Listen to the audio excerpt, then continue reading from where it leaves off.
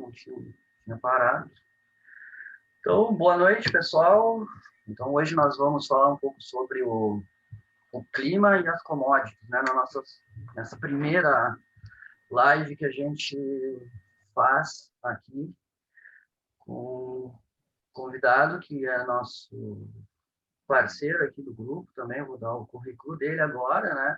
Mas primeiro eu quero dizer que a gente, né, para esse grupo de commodities aqui, eu pensei numa coisa um pouco diferente, assim, desde a gente apresentar os resultados, né, como os resultados eu já faço semanalmente na newsletter, né, então eu preferi a gente trocar ideia aqui, ter uma palestra, enriquecer o conteúdo, nivelar conteúdo, né, falando com o William, né, então acho que fica melhor, assim, do que a gente só vir aqui e apresentar resultado, né, resultado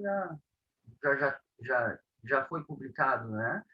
Esse mês, nosso primeiro mês de outubro, foi excelente, não dá nem para dizer que foi bom, foi excelente, né? Deu muita entrada em arbitragem, não tivemos nenhum loss na arbitragem em outubro, né? Também tivemos as entradas direcionais também dando muito boa, né? Pegamos o final dessa subida do milho, né? O boi também estava em níveis históricos.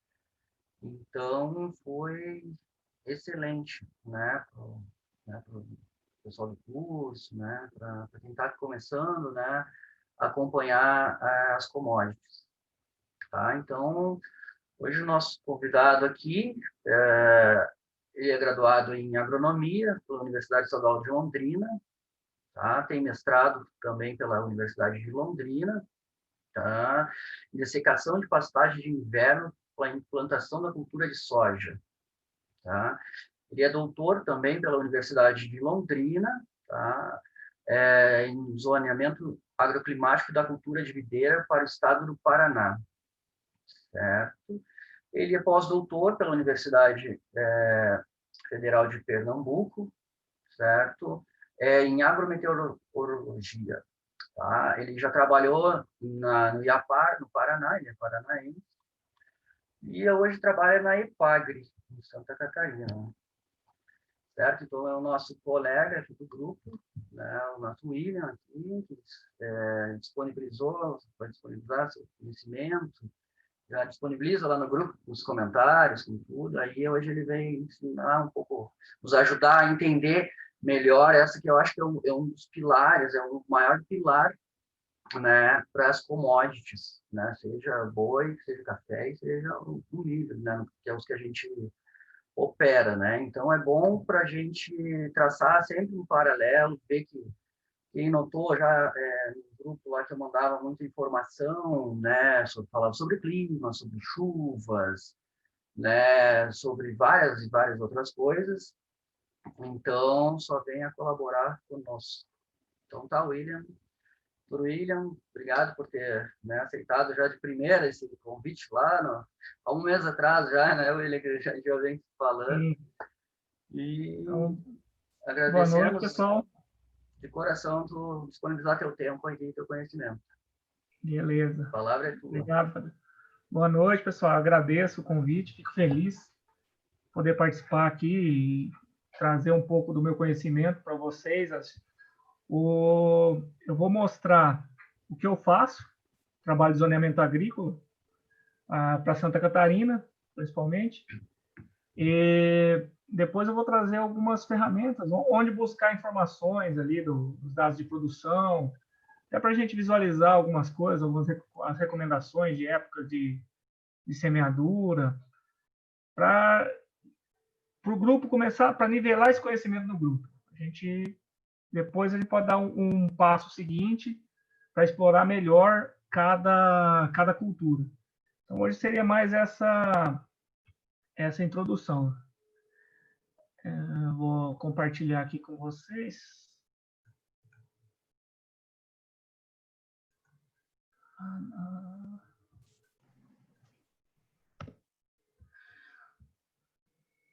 Apareceu aí já a apresentação? Apareceu. Então, eu trabalho na EPAGRE, empresa de pesquisa agropecuária e extensão rural de Santa Catarina. A empresa tem um papel muito importante no Estado para atender o produtor rural e levar o conhecimento para praticamente todos os municípios do Estado e diversas cadeias produtivas. A gente está inserido nisso e eu trabalho com a parte de riscos climáticos para a agricultura.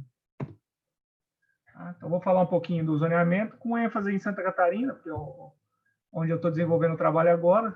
Tem resultados também do Paraná. Se quiserem discutir alguma coisa, alguma dúvida, a gente pode conversar.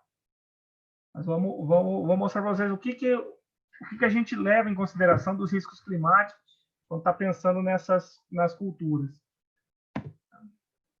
Então, muitas vezes a gente escuta ali dos noticiários, Santa Catarina tem muito evento climático extremo, né? Ciclone, geada, neve, granizo, enxurradas, secas, até tornado ultimamente. Alguns tornados aparecendo no meio do estado, até temperaturas excessivas no sul do estado, batendo 40 graus. Então, uma diversidade grande, vários riscos associados, mas essa diversidade também permite que a gente explore um grande número de culturas, desde culturas que demandam calor, como a banana, o abacaxi, até as culturas de frio, que demandam mais horas de frio, mais frio para produzir bem, como é o caso da maçã. E as culturas anuais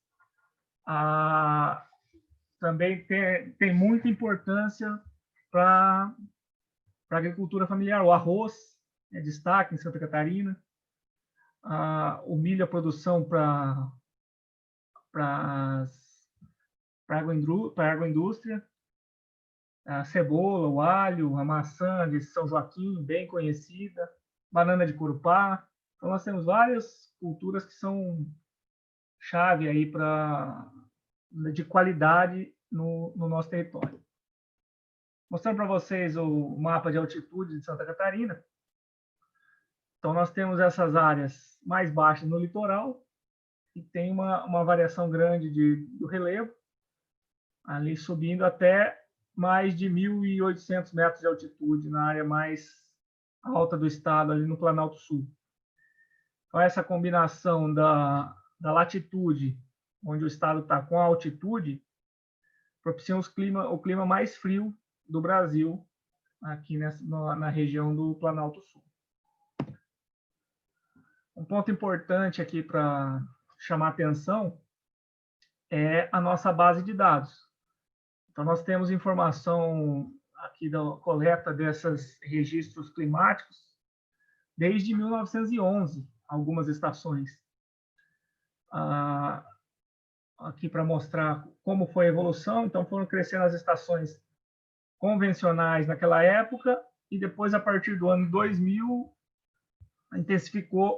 começaram as estações automáticas e hoje a nossa rede é praticamente estações automáticas.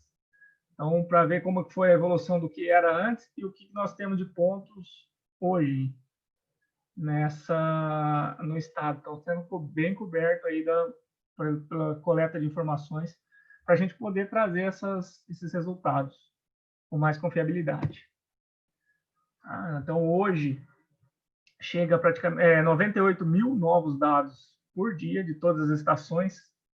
Então, tem dados horários, dados de 15 minutos, tem estações de precipitação, temperatura, umidade, radiação, nível de rio. Então, tem vários sensores coletando aí, espalhados pelo estado. Aqui para mostrar como foi a evolução, então como cresce no canto direito superior ali, o volume de dados que nós temos que trabalhar. Então, anualmente está crescendo muito o que a gente tem de dados entrando, e com isso a gente pode desenvolver os sistemas para trazer muita informação para o público catarinense e também quem tem interesse na região ali, né? Os nossos dados, eles vêm da estação, passam pelo controle de qualidade, e isso já qualifica o dado que vai para a web e para os sistemas. Depois eu vou mostrar um sistema nosso aqui, o AgroConnect, para vocês verem as estações em tempo real. Um pouquinho do zoneamento. Santa Catarina tem tradição nesses estudos, desde 1978. Participou do desenvolvimento de metodologias também para esse zoneamento atual, junto com a Embrapa, junto com o IAPAR também. Então, tem, no cenário nacional, muita importância a pesquisa agropecuária catarinense para chegar no que nós temos hoje de informação. Isso aqui é um trabalho de 1999, mas é bem interessante porque ele tem 177 espécies, que ele vai falar ali o que tem de potencial, se tem potencial para cultivo ou não. Então, quem tem interesse em Santa Catarina, conhecer essa publicação é legal porque já vai ter uma boa noção de quais culturas tem potencial no estado. Então, o estado é dividido nessas zonas climáticas, e aí tem um resumo do que é em cada zona climática, e as culturas, a cultura vai ser essas 177, quais tem potencial para cada zona climática dessa aí. Agora, o foco no zoneamento agrícola, esse é o do Ministério da Agricultura, que é a redução dos riscos climáticos. É uma ferramenta importante para tomar de decisão, decidir o que, quando e onde semear ou plantar, com os riscos delimitados, então entre 20%, 30%, 40% de risco, até a probabilidade de sucesso, e a recomendação sai para cada município e por tipo de solo, para cada cultura. Tá? Essas são as culturas que tem em Santa Catarina. Opa, meu robozinho está gritando aí. Só rapidinho. Ao vivo aí. Deixa eu cancelar o bichinho aqui, né? Que já acabou. Pronto, voltamos. Então, o zoneamento agrícola. Isso, quando eu era da Agroconsult, ele funcionava assim, a coordenação do Ministério da Agricultura, a metodologia das instituições de pesquisa e a aplicação era da Agroconsult. Hoje, a Embrapa é responsável pelo zoneamento. Tá? Então, os usuários, os agricultores, aqui a agricultura familiar crescendo e os bancos, o Banco do Brasil como principal fornecedor de crédito e entrando bastante hoje as seguradoras privadas também no crédito rural. Então, o que são esses riscos climáticos? Para cada variável, cada cultura vai ter uma exigência em clima. Então, qual que é a temperatura média que é ideal? Tem problema com temperatura excessiva? Vamos dizer um exemplo, a cultura do feijão. O feijão carioca, uma temperatura muito elevada no florescimento vai causar o aborto, então é um risco para ele. A geada, qual cultura tem problema com geada? O milho tem problema com geada.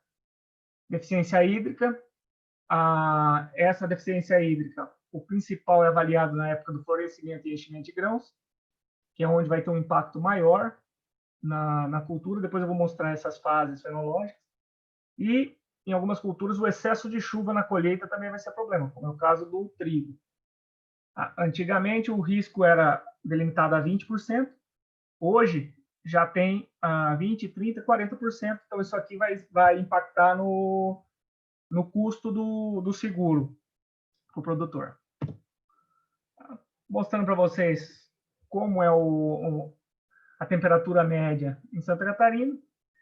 Então, nós temos aqui as regiões mais frias ali, uma temperatura média entre 11 e 15 graus no Planalto Sul. E no norte ali do estado, a gente chega à temperatura média de 20, 21 graus. Então, se comparar com as outras regiões do país, você vê como a diferença, né? Se a gente pegar, vocês estão mais para cima, ali no centro-oeste, no nordeste, temperatura chegando a média no anual de 25 graus, enquanto aqui a gente fica bem mais baixo. Então, a chuva no oeste catarinense é onde mais chove, chegando de 1.800 a 2.000 milímetros, e no litoral, onde menos chove. Tá? Isso são médias climatológicas, de 30 anos de dados, pelo menos. Tá? Também aqui mostrando as temperaturas mínimas, então a média das mínimas anuais, aqui chegando a 7, 8, na região mais fria. É essa região que tem neve, que tem as melhores maçãs, tem o queijo serrano. Isso leva uma especificidade na produção também. O produtor vai se adaptando ao clima e trazendo conseguindo o que tem de melhor, né, para explorar na região. Isso aqui é o extrato do balanço hídrico, para mostrar que quando faz uma média histórica, aos 30 anos, que não tem deficiência hídrica, né? Praticamente é excesso o ano todo. Mas a gente sabe que no ano a ano não é assim que acontece. Então é que nós estamos passando por um momento de deficiência hídrica mais severa. Agora voltando a chover, mas os níveis de rio baixo, atrasando semeadura, isso aí tá aqui também tivemos em Santa Catarina tivemos esse problema, em alguns casos, mas é mais no Paraná para cima foi mais forte esse problema de atraso de semeadura, né? Então, isso já é um ponto importante para levar em consideração. Está chovendo na época adequada ali para o pessoal implantar a cultura ou não? Isso já leva ao impacto de... Eu vou depois entrar no calendário agrícola, aí nós vamos entender melhor por que essa falta de chuva para a soja é problema. Então, o outro ponto aqui, em Santa Catarina, é onde acontece neve, praticamente. Aí, todo ano tem a probabilidade de acontecer um pouco de neve na área mais alta do estado, mas geada sempre tem. Congelamento dos rios aqui, isso sempre tem. Isso aqui para mostrar para vocês essas frequências de geada, né? Em verde, é de temperaturas de 5 graus, isso dentro do abrigo meteorológico, dentro da casinha onde é medida a temperatura, fica o termômetro protegido, ele não fica exposto ao tempo, ele fica dentro desse abrigo protegido, onde ele traz uma informação melhor do que está acontecendo. Se ele ficar diretamente exposto, pode ser que aquela condição não seja comparável com as outras mais próximas. Por isso que tem esse abrigo, e as estações meteorológicas também tem um abrigo pequeno ali que serve de proteção para esses sensores. Então, primeiro a temperatura de 5, para vocês verem que a probabilidade de acontecer é alta nessas regiões aqui mais frias, comparando a Laje, São Joaquim e 2 estações do Rio Grande do Sul. A temperatura de 0 graus já é uma geada, acontecendo geada forte. Pode ver que em Lages, em junho e julho, já tem mais de 70% de acontecer. E também em São Joaquim, essa condição é mais alargada. De abril a novembro aparece algum azulzinho aqui. Mas concentrando de maio a setembro, a principal frequência de ocorrência. E até temperaturas de -5, que aí é uma geada muito forte, extremamente forte. Já tem em São Joaquim, tem essa condição de chegando quase 35% de probabilidade de acontecer em julho. Então, a geada em São Joaquim é certa, sempre vai acontecer. Agora, pode acontecer fora de época. Isso que traz o dano quando ela vem nesse período aqui, onde a probabilidade é pequena, aí pode afetar as culturas que são suscetíveis. É para mostrar para vocês a distribuição, um mapa.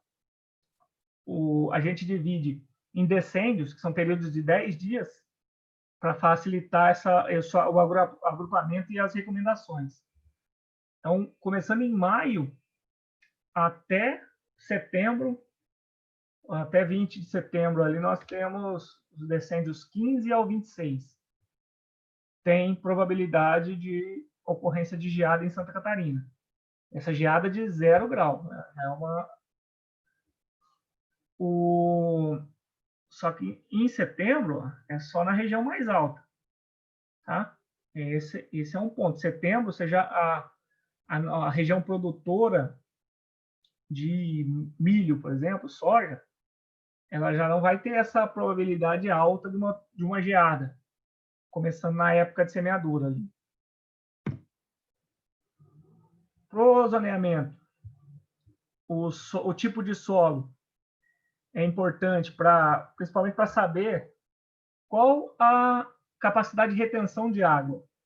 Então, um solo tipo 1, ele é um solo arenoso, então ele tem baixa capacidade de retenção de água. Solo tipo 2 é um solo misto, e o solo tipo 3 é um solo argiloso. Ele tem mais capacidade de retenção de água. O que isso traduz para o risco? Ele segura mais água, o solo argiloso. Então, com as práticas culturais, plantio direto, ter mais matéria orgânica e o solo argiloso, você começa a ter mais condição de ter aquela água para a cultura. Enquanto um solo, muita areia, sem palha em cima, ele pode ter um risco maior, né? Isso depende do ano. Se choveu muito, você não pode ser que nem veja a diferença. Mas que nem nós estamos passando de uma deficiência, um período de deficiência hídrica agora, o solo arenoso sofre muito mais.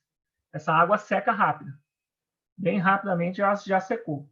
Então, isso é levado em consideração para os cenários, para as recomendações. Isso aqui que eu falei para vocês. O que é avaliado? Então, nós temos aqui o período inicial de germinação e emergência. Depois, o segundo período, o desenvolvimento vegetativo, onde essas plantas estão começando a ocupar mais espaço do terreno, criar mais, a crescer, só a parte verde. Ainda não começou a parte reprodutiva. Então, quando começa essa parte reprodutiva, que ela começa a lançar as flores, e já, no caso da soja, as vagens ou a espiga de milho, essa é a fase que a cultura mais demanda água. E é onde ela está formando a produção dela. Então, está enchendo os grãos. Se faltou água aí, é um problema sério. Então, vai afetar diretamente a produtividade. Conhecendo bem essa época de... as culturas estão na fase de enchimento de grãos. Estão naquela fase sensível. Tá num período ruim de estiagem, está chovendo bem, então esse é um outro ponto importante para monitoramento, para ver se vai ter impacto ou não. E depois, na maturação, aí já espera que pare de chover, né? Para colher no seco, para a cultura ela secar direto no campo, você entrar na condição ali ideal de umidade e ser feita a colheita. Um resumo aqui do que é um zoneamento, como é que a gente faz esse zoneamento, com todas aquelas informações ali. Então, temos o levantamento dos parâmetros das culturas, organizamos esses dados climáticos de solos e geramos vários mapas. Então, essa sobreposição de vários mapas ali de deficiência hídrica, a base municipal, da geada, temperatura média, sobrepõe tudo isso e gera um mapa final. Aí, nesse período, a gente tem análises, discussões com os especialistas das culturas. Isso também é importante ressaltar que em Santa Catarina a gente tem muito resultado de pesquisa, o que ajuda bastante nessa discussão e validação dos resultados que a gente chega do zoneamento. E, por fim, geramos um mapa final. Isso aqui e a gente enviava para o Ministério da Agricultura. esses resultados onde saíam as recomendações em portarias. Tá? Aqui depois vamos entrar, vou abrir o site do Ministério para a gente ver depois. Então, alguns exemplos dos zoneamentos, como sai essa recomendação. Então, cada cultura tem uma exigência, um risco que ela vai correr, então por isso que dá essa diferença na recomendação, que a palmeira real, só no litoral, porque não pode com frio. Os citros aguentam um pouquinho mais de temperatura baixa, mas também não tanto, então na área mais fria não vai. Já a cultura da cenoura vai no estado inteiro, mas depende da época. Isso, nós temos várias recomendações, até de flores, de hortaliças. Tem vários estudos foram desenvolvidos. Isso aqui é só um exemplo também do que a gente faz. Não só o zoneamento, essa é a análise de risco. Tem algumas culturas que nós fizemos. Esse é um exemplo da abóbora. Foi discutido todos os riscos que essa cultura está exposta no campo, e depois sai uma classificação lá, o que no município, onde tem risco, quanto de risco tem para aquele ciclo, para outro ciclo. Esse é um outro jeito que a gente mostra os resultados também. Tá? Então, no site do Ministério, eu vou mostrar para vocês aqui. Então, depois eu passo o link, eu passo também a apresentação para vocês. Mas aqui dentro do site do Ministério da Agricultura, nós temos essas portarias. Então, explica o que é a portaria, quais são os cultivares indicados, e para cada estado. Então, está tudo disponível aqui, olha. Vocês conseguem enxergar minha tela? Está aparecendo aí, né? Então, eu vou entrar em Santa Catarina. Santa Catarina, aí são as diversas culturas, também, olha lá, abacaxi, algodão, ameixa, amendoim, arroz, aveia, banana. E vamos descendo. Várias recomendações. Eu vou entrar aqui na portaria do milho. Tá? Então, ele vai abrir para mim a portaria. O que é essa portaria?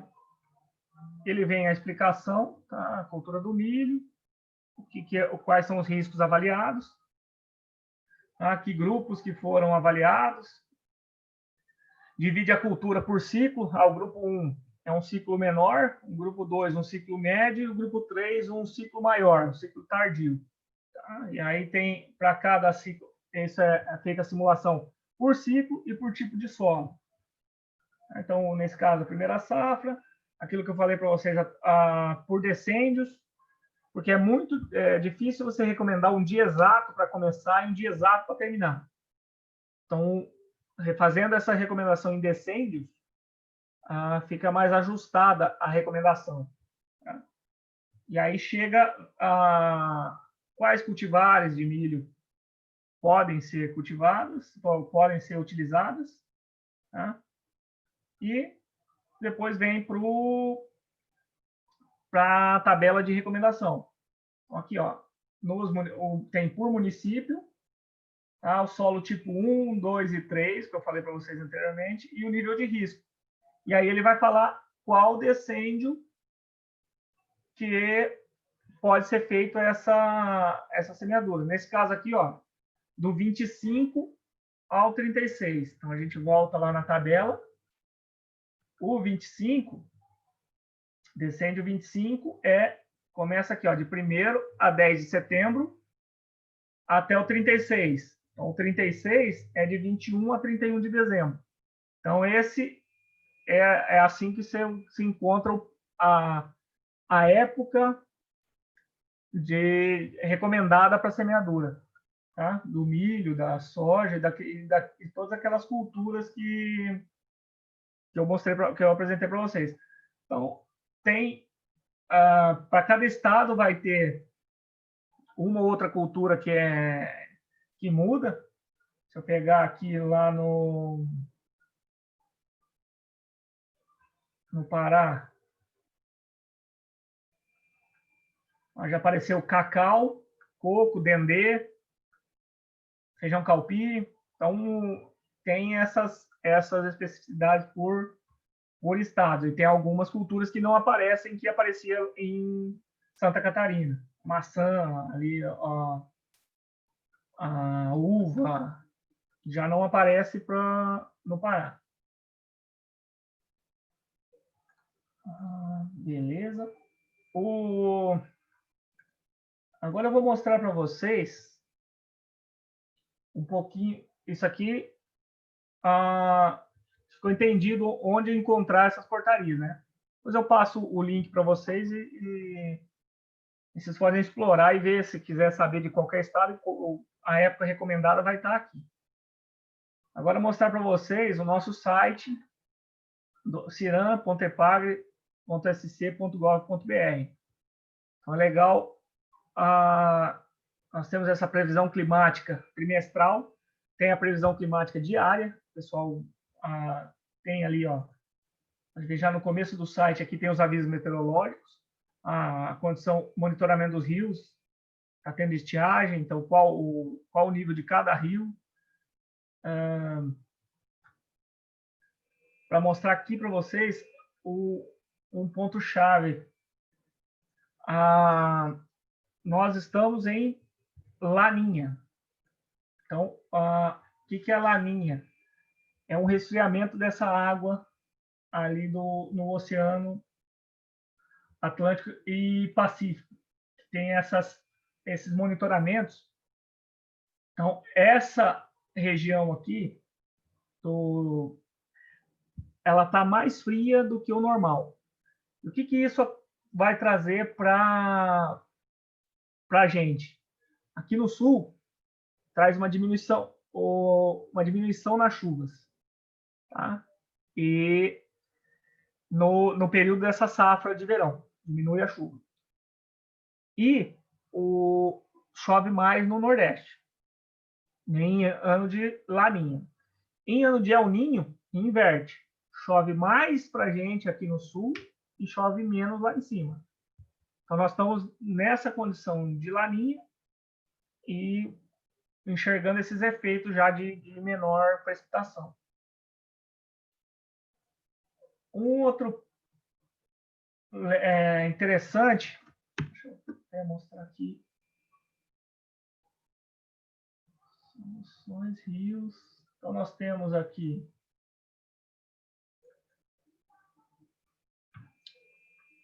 os monitoramentos dos rios, tá? Só passar rapidinho, depois vocês explorem essas ferramentas. Olha, então tá aqui, ó. Nós temos cada local desse aqui tem um sensor fazendo essa medida e enviando os dados, tá? E aí a gente consegue enxergar o que está acontecendo, ó. Como é que está o nível nesse período. Então, é isso que eu mostrei para vocês. Todos aqueles dados que a gente recebe, processa e já fornece nos nossos sistemas online. Tá? Isso é um. O outro, o litoral online. Aqui são monitoramentos específicos na costa. Então, tem os marégrafos. Aqui, vocês viram, teve notícia ali do método tsunami. Aconteceu aí uma onda forte que varreu Santa Catarina, um pouco do Rio Grande do Sul, para cima também. Então, foi possível fazer um belo estudo aqui desse fenômeno, porque tem uma medição já bem em toda a costa. Tem esses sensores fazendo a medição. Então, o pessoal publicou um trabalho bem legal, mostrando esse efeito do que aconteceu. Né? Então, aqui, para mostrar para vocês, tem também os nossos sistemas estão padronizados, eles têm os gráficos para visualização, clicando em cima de cada ferramenta dessa já é possível visualizar o que está acontecendo. Tá? Vou fechar aqui. E aqui o AgroConnect, que é o nosso sistema para agropecuária. Então, nós temos, essas são as estações meteorológicas, né? Temperatura média, mínima, e máxima. Aí a mesma coisa, eu venho na temperatura, eu clico aqui, ele me dá o gráfico, tá? Do que está acontecendo, qual foi o padrão da temperatura, e aí eu posso trabalhar com, colocar períodos, nos últimos 30 dias, o que aconteceu. Eu tenho essa informação aqui. Aí tem a precipitação, mesma coisa. Eu mudo aqui, ó, os últimos 30 dias, o que aconteceu. Então, foi uma precipitação, aqui a região produtora, uma precipitação baixa, ali, ó, 15, 20 milímetros, choveu um pouco mais aqui no meio do estado. Então, a gente já começa a enxergar isso aqui. Olha. Bom, foi um período grande, sem chuva. Choveu um pouquinho no final de outubro. E agora, novembro, ainda foi bem pouca a precipitação. Tá? Então, ó. E aí também, para as culturas, eu venho aqui maçã. O sistema já mostra a área recomendada pelo zoneamento e eu tenho os alertas fitossanitários. Se tem condição, favorabilidade climática para a ocorrência de doença. Nesse caso, da sarna. Olha, esse aqui entrou num risco severo. Tá? Então, vamos pegar aqui a banana. A banana, a cigatoca da banana. A região produtora aqui, olha, ela teve um período com risco severo, depois sem risco e agora já está no risco moderado. Por que isso aqui é importante? Para o produtor aplicar os defensivos, ou ele sabe ali na lavoura dele, monitorando se tem a presença do patógeno lá que vai ocasionar a doença. Aqui nós damos se tem condição climática. Se não tem condição climática, não vai se desenvolver a doença com tanta força, não vai ser tão prejudicial. Mas se tem condição climática, aí sim. Então, é uma ferramenta para ajudar nesse processo de decisão da aplicação de defensivos. Tá? E aí, o que eu separei também para vocês, para a gente ver um pouquinho do sistema aqui, dos dados oficiais do IBGE. Então, no portal da Sidra, Sistema IBGE de Recuperação Automática dos Dados, aqui ele agrupa toda a estatística do país. Então, eu separei aqui para a gente ver, olha, as culturas que são de interesse ali, né? Então, o café. Olha só, em Minas Gerais tem 980 mil hectares, então é o principal estado. Seguido de São Paulo, Espírito Santo, esse aqui é o café arábica. Então, e o que é importante para o café? Então, o café ele vai ter problema de geada, e nas regiões que tem a suscetibilidade, tem essa probabilidade de risco. Deficiência hídrica pode ser um problema, que nem agora foi noticiado ali, isso pode afetar a florada, que pode atrasar também essa condição, afetando os cafezais. Essa seca forte também afetou o cafezal. E para o arábica, uma temperatura muito excessiva, mas a recomendação, onde já tem cultivo, já é uma área que já se pensa nisso. Onde tem a temperatura muito alta, aí o pessoal opta pelo canéfora, né, que é o café robusto. Lá no Roraima, também no Espírito Santo, tem bastante desse, nas áreas mais quentes, do café, no café canéfora. Tá? Aqui também a soja. Então, o que é a soja? Olha lá, o Paraná tem bastante, 5 milhões de hectares. Rio Grande do Sul, tá? Mato Grosso, 9,7 milhões de hectares. Então, a soja hoje, o principal produtor é o estado do Mato Grosso. Tá? Milho, tem 2 safras de milho.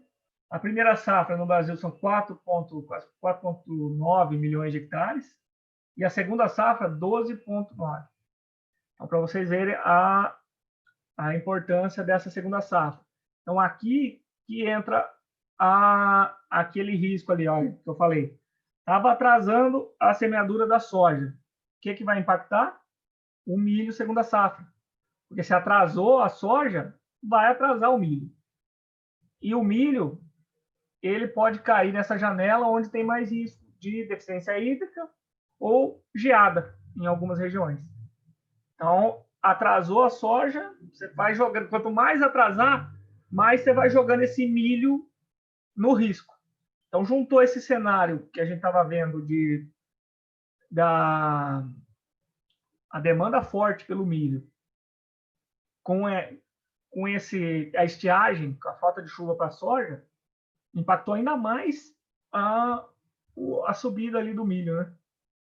Vocês viram, vocês acompanharam de perto. E agora, começando a chover, já começa a equilibrar isso aí. Ainda está na época boa para a soja. Mas se atrasar mais, pode ser que já impacte forte. Então, são esses pontos que tem que ir acompanhando e vendo, tá? E aí, aqui, eu gerei também só um visual para ver onde que tem cultivo, tá? De soja. Então, olha aí a área, pessoal. Tá vendo? O Mato Grosso aqui, ó, vários municípios nesse contínuo que tem a maior área de produção. Então, o Paraná, nós temos a importância, o estado quase inteiro. Rio Grande do Sul lá, ó, tem importância também no estado, tá? Então, a soja está bem espalhada no país. E a janela é de outubro a dezembro de cultivo. Então, é limitada por uma extensão grande de território. Isso que leva os riscos, tem que ser avaliado para cada local. Sempre choveu bem nessa época, já começava a chover no Mato Grosso, mas esse ano não. Então, qual o impacto disso para a cultura da soja? Vamos entrar aqui, olha, milho, primeira safra. Então, também, ó, aí você já vê, o Mato Grosso praticamente não tem, né? Porque, ó, é soja. Nessa época é soja forte. Ali também, ó, no Paraná, vocês viram lá. Mudou para o sul do estado aqui a maior importância. E o oeste, norte e noroeste, soja. Tá? Então, vamos lá. Segunda safra. Olha aí, a segunda safra. Aí já vem o Mato Grosso forte, de novo. Então, é isso aqui. Atrasou a soja, teve impacto na soja. O que vai acontecer com o milho? Uma cultura está ligada à outra. Tá? Então, a continuidade dela é o problema. No Paraná também, olha, aquela área principal de soja, depois vem o milho segunda safra. Tá? Então, aqui, nessa parte, já começa a ter risco mais sério de geada. Então, se atrasar demais, esse pessoal aqui corre um risco grande. E por fim, aqui, ó, onde está a cultura do café, a arábica. Então, aqui, ó, Paraná teve uma importância grande no café, mas hoje diminuiu bastante. E concentrado aqui em Minas Gerais, tá? E essa é a região aqui do Espírito Santo.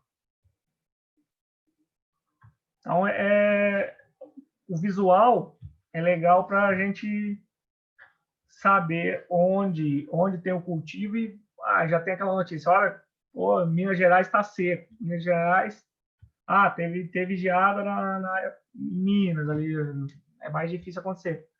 Mas pode acontecer uma geada ali. Afetou, não afetou? Que região que pegou? A região mais alta, tinha café? Não tinha. Então, isso que a gente começa a criar a começar a enxergar mais coisa para a cultura. E aí, por fim, eu peguei aqui o da Conab. Deixa eu pegar aqui. Os calendários de cultivo. Então, olha lá, o milho primeira safra, que a gente viu, ele tem cultivo no país inteiro, então ele tem essa janela grande de cultivo, né? Então, o principal é aqui, olha, para a gente no sul, começa em setembro até dezembro, ali a primeira safra. Depois já entra a segunda safra. E o milho segunda safra, que é o mais forte, que tem a mais importância, né? Nessas zonas, essas áreas de produção do Mato Grosso e do Paraná. Então, olha aqui, a gente começa aqui no Centro-Oeste, janeiro, fevereiro e março. Então, se a soja atrasa, ele vai atrasar isso aqui, ó. A gente começa a ver aqui a soja no Centro-Oeste, ela começa em setembro, final de setembro até dezembro. E aí, conforme a colheita vai de janeiro até abril. Você começou a janela mais cedo, você vai colher mais cedo, mas se for mais tarde, você vai colher mais tarde. Né? E nisso estrangula bastante essa janela aqui de janeiro a março.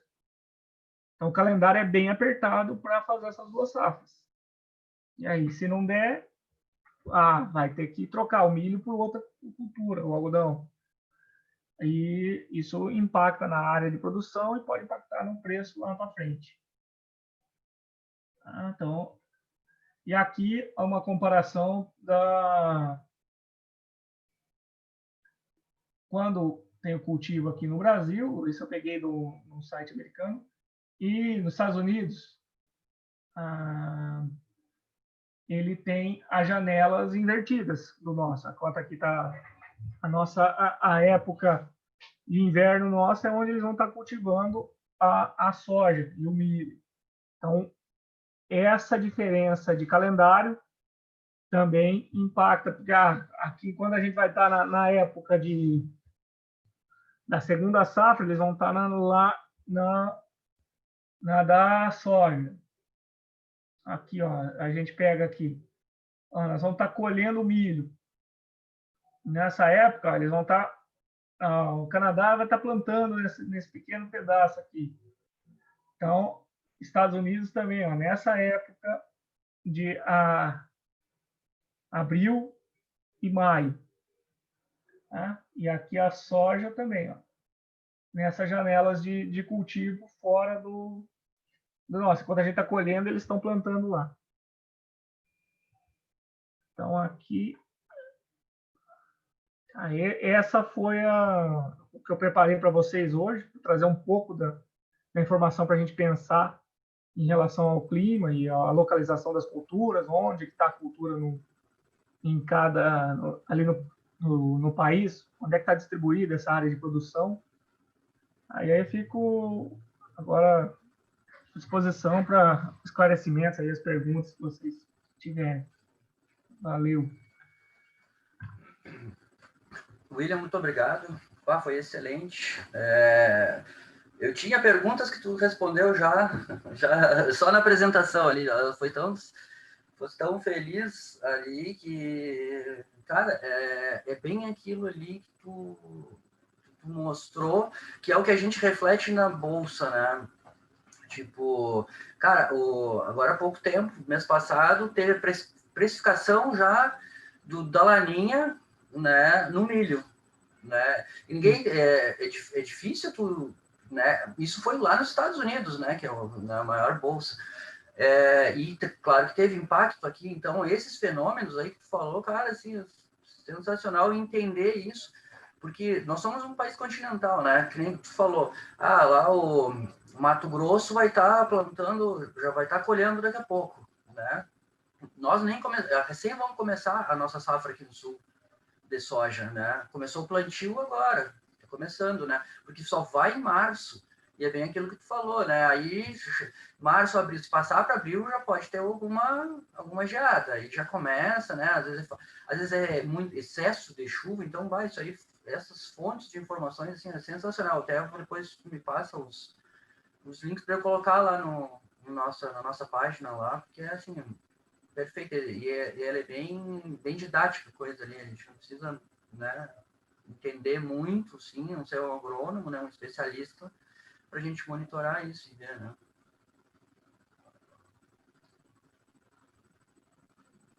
Valeu. Quem quiser perguntar, fica aberto aí para perguntar para o William, William. obrigado aí pela apresentação, bem bacana. A cabeça da gente aqui já começa a girar, né? Cara, me corrija se eu falar besteira, né? Tem muita informação aí, né? Tem muito dado para a gente tentar fazer alguma previsão do preço, né? Por exemplo, a gente tem aqueles dados todos lá da Exalc, lá que o Fabiano passou, né? Que é o preço do milho físico, né? Será que a gente não conseguiria tentar montar um algoritmo, assim, alguma coisa com essas informações para a gente, pelo menos, tentar prever mais ou menos para que direção que o milho está indo? Não digo nem assim acertar em cheio o preço, né? Mas pelo menos saber a direção que ele, para que lado que ele vai, entendeu? Mas para isso a gente precisava de um especialista como você para fazer a modelagem das informações, porque a parte de programação a gente até quebra o galho, né? A ideia seria colocar em algum algoritmo desse, né, que está na moda de inteligência artificial, né? A gente pega informações de vários lugares, faz o cruzamento delas e bota ele para dar algum tipo de saída para a gente, para nos ajudar lá nos trades das commodities. Sim, o que você acha disso aí que eu estou falando? É um absurdo? Estou viajando? É uma coisa O que eu possível? falei é a parte do climática, né? Ainda tem a parte de oferta e demanda, que é da cadeia, então é um pouco mais complexo, né? Então, esse algoritmo tem que ir desenvolvendo e crescendo as Sim, informações que vai coletando até montar que dê sim, uma ideia legal. Aí sim, eu não mas falei do boi, né? O que é importante para o boi? Então, o boi é a pastagem. Geada afeta a pastagem. Seca afeta a pastagem. Só que aí já tem a época, essa época já é de baixa produção de pastagem, né? Essa época que a gente passou. Agora que já era esperada a chuva e as pastagens começaram a rebrotar. Então, daqui para frente, espera-se que tenha mais pasto e o agropecuarista comece a vender o gado. Tá? Essa também é uma dinâmica do clima que influencia o boi.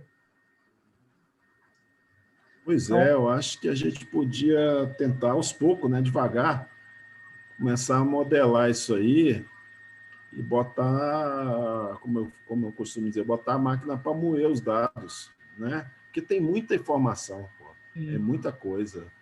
Agora, o segredo não é só botar ela para moer, o segredo é fazer a modelagem correta, incluir os dados que são realmente importantes para ela. Por exemplo, esse lance que você falou aí, se a colheita da soja atrasar, já começa a prejudicar o milho. Eu não sabia disso, entendeu? Então, para modelar um sistema desse, tem que ter alguém com um certo conhecimento dessas informações, né? Mas eu acho que é legal, uma tentativa, sabe? É uma tentativa interessante para a gente começar devagarinho, né? A gente tem um preço do milho físico, tem todos esses dados aí que você falou, né? A gente vai modelando aos pouquinhos, não precisa querer acertar o preço do milho daqui a um mês, né? Não é isso, né? Isso é difícil. Mas se a gente conseguir acertar a direção, já ajuda bastante, né? Se ele vai continuar subindo, ou se a tendência dele é estagnar e começar a cair. Porque lá nesse site da Exalc aí, que o Fabiano passou, cara, eu acho que tem mais de 10 anos de preço lá, bicho. Entendeu? Todo dia tem a cotação do milho lá. Então eu acho que dá para sair alguma coisa aí, viu? Dá para sair alguma coisa legal. O da Exalc, né, ele é baseado na região de Campinas, né? E lá dentro da Exalc, eles monitoram todo o Brasil também. Tem vários, porque são vários preços, né? Então, o que a gente acompanha é sempre o preço de Campinas, que é o mercado futuro, né? Então, por exemplo, aqui no Rio Grande do Sul, o preço do milho deve estar uns R$ 63 por aí, né? Agora, e lá em São Paulo, né, tá 80. Então, eu acho dá para tentar para iniciar assim alguma coisa, né? Mas tem toda essa questão de região ainda, né? Sei, Tem toda a questão de além da região, né? Das épocas que são diferentes, assim. Mas eu acho que dá para cruzar algumas coisas assim, principalmente essa questão de plantio, né? Esse preço físico lá da Exalc de Campinas, o milho, o preço lá da bolsa, ele segue mais ou menos a tendência lá do preço do milho físico da Exalc? No final do Eles têm uma vencimento, correlação boa? sim, no final do vencimento ele tem que ser o mesmo preço do milho físico, tá? Se não acontecer isso, eles pegam e o fechamento no vencimento são a média dos 3 últimos dias do fechamento da Exalc. Certo, mas eu digo assim, a correlação deles é positiva, acima de 0,7 ou 0,8, ou seja, quando sobe o milho físico, sobe o milho lá na bolsa. Ou não? Na realidade, né, que a gente viu dessa última vez foi o contrário, né? Subiu o milho físico, porque o milho físico também estava dependente bastante das exportações, né? Então ele estava muito correlacionado com a CPOT, né? E o milho físico é que foi atrás, porque aí começou a demanda e oferta, né? Ah, não, os caras, eu não vou vender, está 80, né? Está me oferecendo 75, eu não quero, vou guardar. E aí foi essa a subida, né? Porque não, a gente passou por um período até que o dólar mudava e ele não refletia no preço, né? Hoje, por exemplo, a gente está vendo esse reflexo, né? Do que é mais normal também da gente sentir, mas ele disparou tanto assim que, né? Que até isso ele não estava respeitando assim o preço, porque o pessoal segurou até o final lá. Bom, fica aí a ideia, né? Se vocês quiserem, a gente pode tentar fazer alguma coisa nesse sentido aí, tá? Eu acho que não custa nada tentar. Não precisa também ser para ontem, a gente vai fazendo devagarinho, aos poucos. Porque, afinal de contas, tem que fazer a coleta dos dados. Essa é outra pergunta que eu tinha. Esses dados aí, a nível nacional, eles estão lá no site do Ministério da Agricultura? Ou detalhadinho do jeito que você mostrou, é só lá no CIRAM?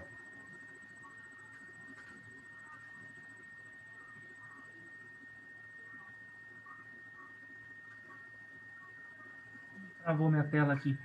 Não, de dados de produção tem o site do IBGE, do Sidra, que organiza tudo isso aí. Nós temos também o nosso setor, o CEPA, que faz esse levantamento, também tem a parte de eles fazem acompanhamento de safra, eles fazem esse estimativa de safra. Nós temos essa atividade na empresa também.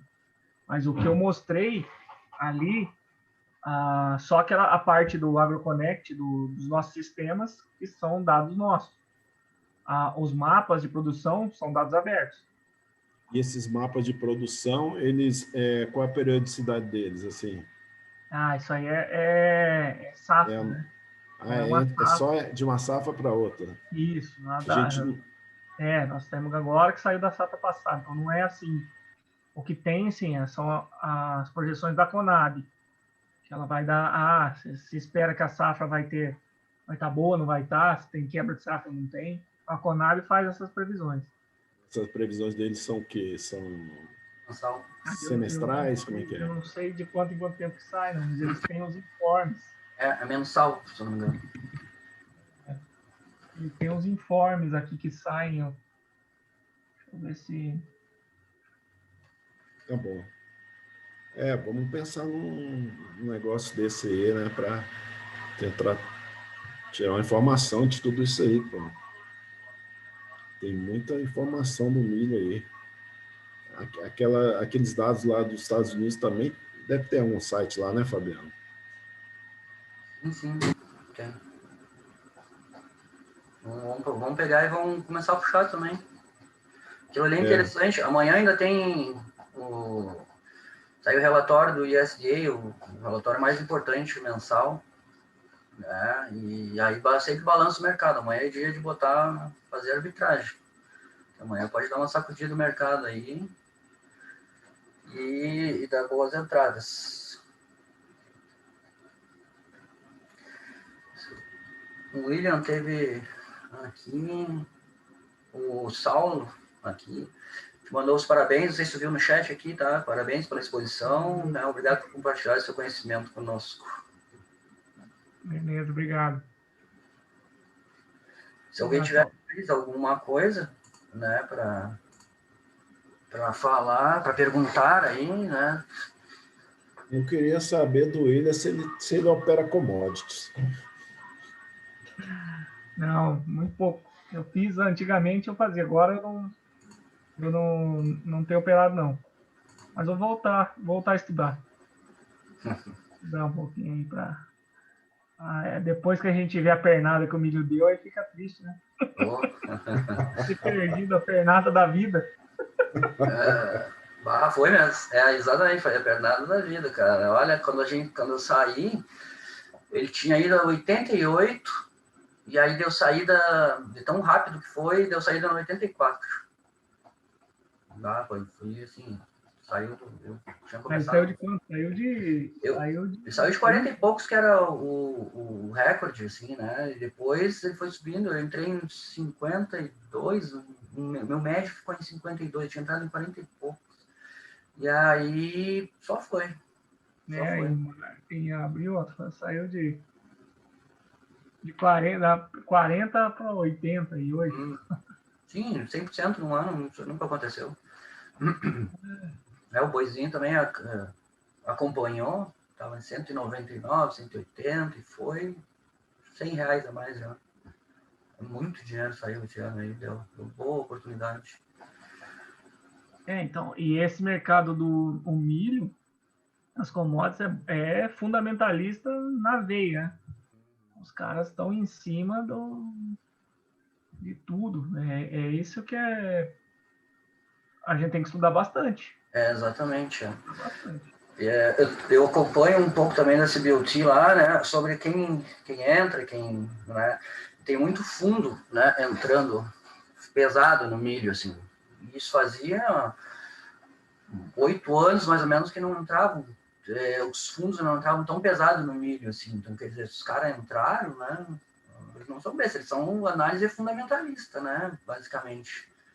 É bom sempre a gente saber. Eu passava bastante informação pro pessoal, assim, aí acho que às vezes talvez estivesse atrapalhando até um pouco, assim, mas informação é fundamental nas commodities, saber isso aí. Saber aonde pegar as informações também, porque isso é bem, bem restrito, assim, né, de conhecer. Assim.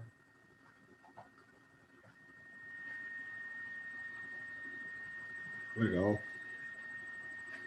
Então tá, pessoal, se ninguém quer mais fazer perguntas, aqui o Ronaldo, nosso grande amigo lá, agradecendo a live, uma bela apresentação e muito conhecimento.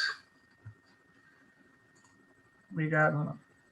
Então tá, William, agradeço mais uma vez aí a tua disposição aí, por nos ajudar, né, a conhecer.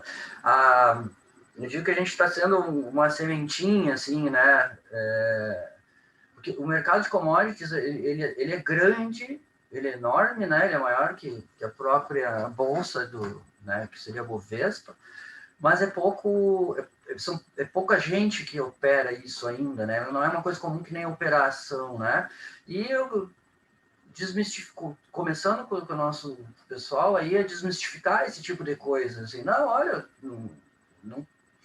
raramente tu vai ver um circuit breaker aí, quando a gente pegou o circuit breaker, digamos assim, né, que é o limite de oscilação diária, né, a gente já pegou e estava posicionado a favor, que maravilha foi, né, então não é assim, não, e também não foi sorte, a gente estava bem posicionado. Então, assim, a gente vem construindo esse conhecimento aí, tu já nos ajudou imensamente a isso. Para mim, assim, não tinha mais perguntas, me respondeu tudo que eu queria saber aqui. Muito obrigado. Tá. Deixa eu ver o que tem mais aqui. Mandaram bem. Obrigado por disponibilizar o tempo de vocês para nos compartilhar detalhes. Nos mandou aqui.